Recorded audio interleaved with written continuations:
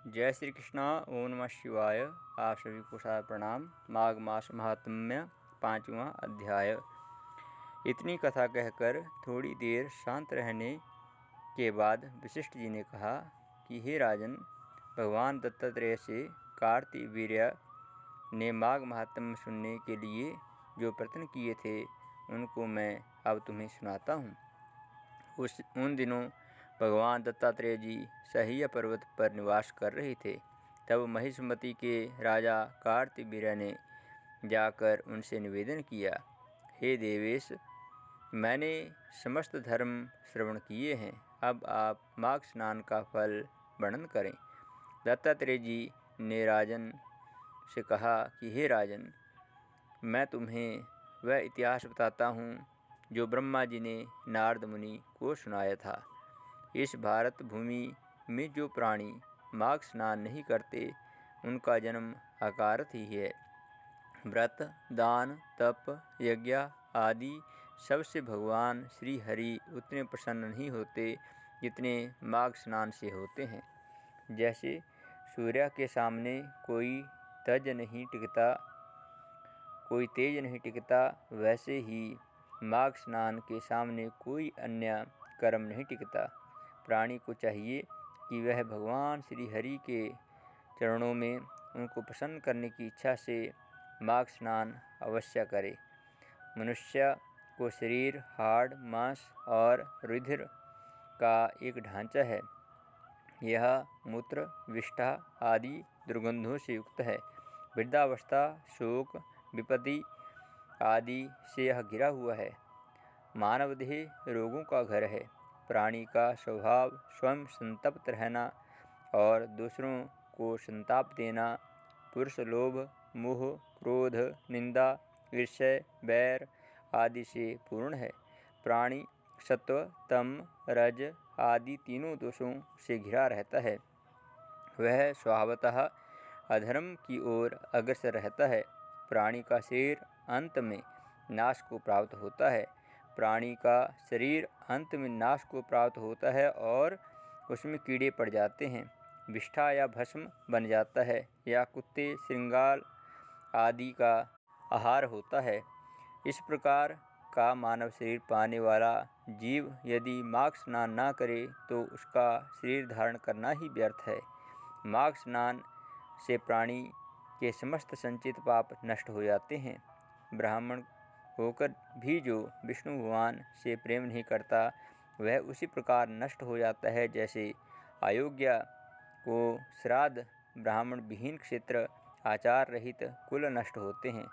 कपट से भरा धर्म, क्रोध के द्वारा तपस्या कृत संकल्प न होने के कारण ज्ञान, अभिमान से सुनी हुई कथा नष्ट हो जाती है। गुरु में अविश्वास करने वाला ब्रह्मचारी और मंद अग्नि में डाली गई आहुति, अकेले किया गया स्वादिष्ट भोजन स्वतः नष्ट हो जाता है। कन्या बेचकर एवं कंजूसी द्वारा संचित धन, शुद्ध एवं दरिद्री का यज्ञ नष्ट रहते हैं। जिसकी अभ्यास छूट जाते हैं वह विद्या, सदा झगड़ा करने वाला राजा, रोजी कमाने के उद्देश्य से की गई तीर्थयात्रा तथा व्रत स्वतः नष्ट हो जाते हैं। चुगली तथा झूठी वाणी संशय युक्त मंत्र जाप, व्याकुल चित्त से किया गया जप नष्ट हो जाता है।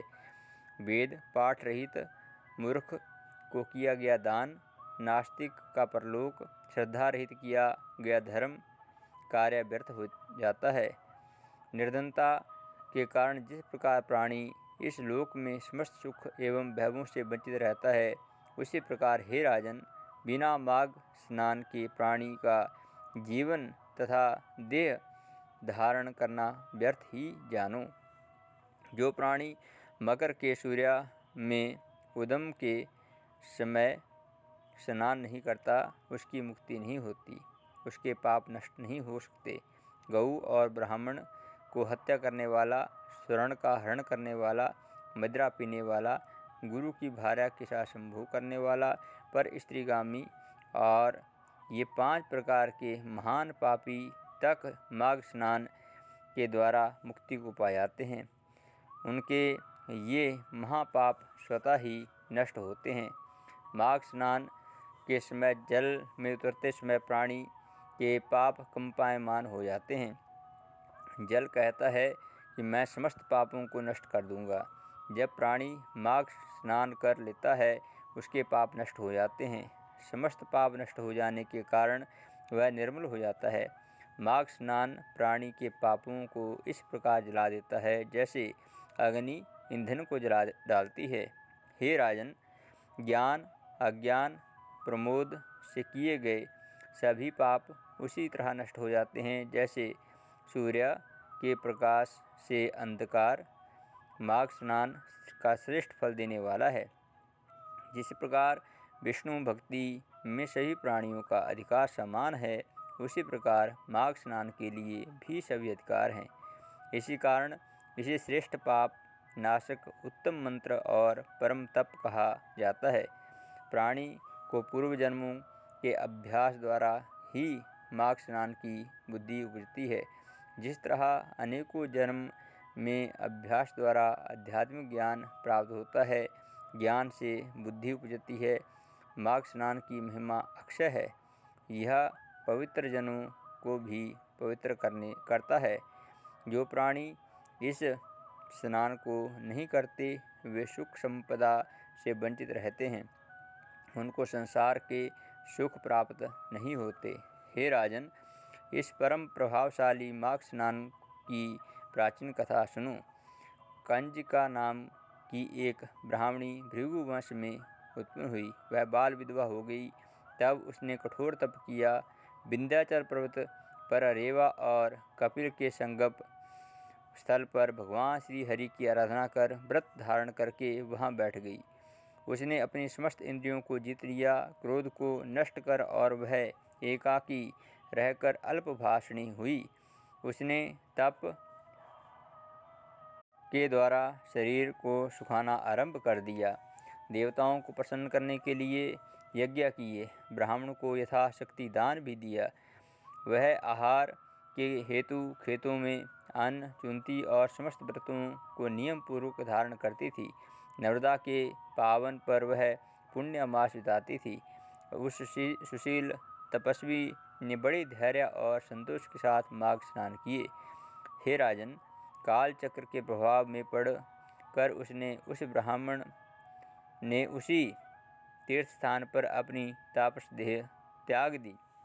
मृत्यु के उपरांत माघ स्नान के प्रभाव से वह भगवान श्री हरि के वक्रधाम को गई। वह 4000 वर्ष तक सुख भोगती रही। उसके बाद ब्राह्मणी ने सुंदर और उपसुंद नामक महाबली दैत्यों का नाश करने के लिए उस ब्राह्मणी को तिलोत्तमा के रूप में पुनः अवतरित किया। अपने पूर्व पुण्यों के प्रभाव से वह पूर्व रूपवती हुई और वह समस्त ब्राह्मण में परम सुंदरी थी। उसे देखकर देवता तक मोहित हो गए थे। वह समस्त अप्सराओं में श्रेष्ठ थी। उसके सृजन सारे भगवान ब्रह्मा जी भी उसके रूप को देखकर आश्चर्यचकित रह गए।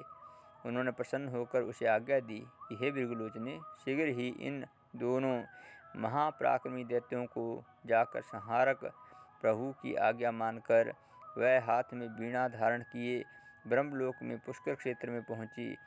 उसने रेवा के जल में स्नान किया और चमकीले लाल वस्त्र धारण किए करधनी पर नुपुरों की मोहक आवाज़ करती हुई चली।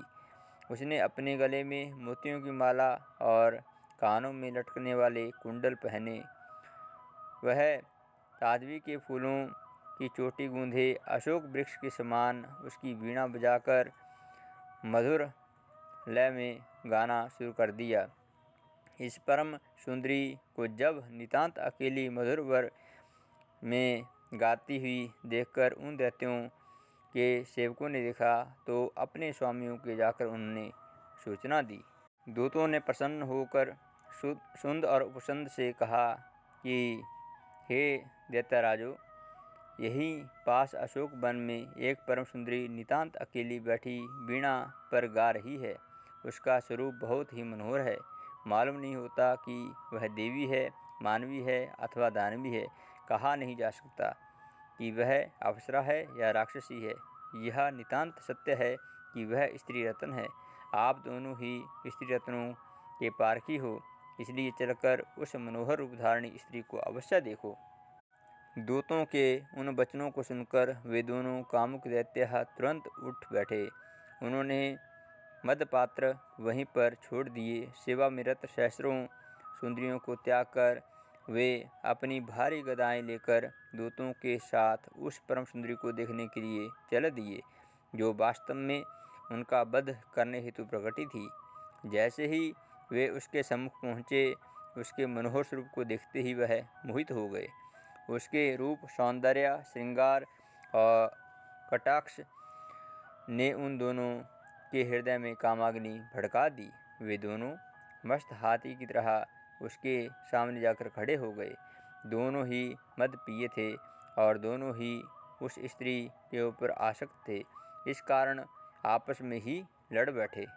सुंद ने कहा, हे भाई, तू अब इस स्थान को त्याग कर चला जा।